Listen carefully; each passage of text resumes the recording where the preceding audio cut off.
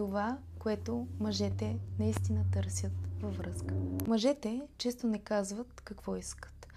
И не е защото те нямат своите нужди и потребности, а защото не са научени как да го правят.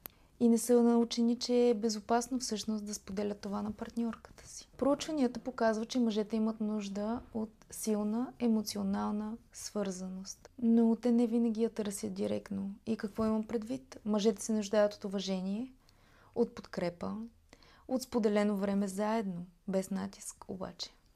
Докосване. И не само в интимната част и план. Просто докосване, галене, сензорност. Присъствието ти, да бъдеш там, да правиш живота им по-красив.